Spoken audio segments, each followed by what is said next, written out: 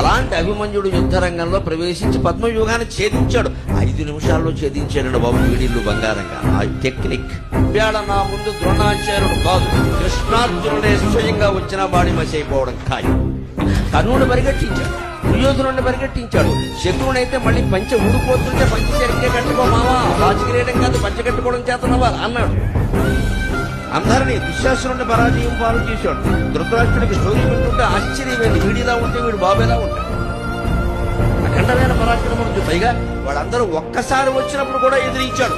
అందరినీ ఒక్కసారి వేసేస్తా, మళ్ళీ మా నాన్నగారికి వేరే పనే లేదన్న అభిమన్యుడు దుర్యోధనుడితో పోరాడుతుంటే కర్ణుడు వెనక్కెళ్ళి ఈ మహారథి కర్ణ దాన వీర శూర కర్ణ ప్రపంచంలో ఎంతటి వీరుడు లేడని చెప్తారే, ఈ మహావీరుడు గారు 16 ఏళ్ల కుర్రాడికి వెనక్కెళ్ళి వెనక నుంచి బాణం వేసి పెట్టినారింత కొట్టాడు. రోజు యుద్ధంలో భూమి రథంలో కృంగిపోతుంటే కృష్ణుడు పాఠం చెప్పాడు. అభిమన్యుడిని వెనకాల నుంచి చంపినప్పుడు ఏమైందిరా నీ బుద్ధి అని అడిగాడు.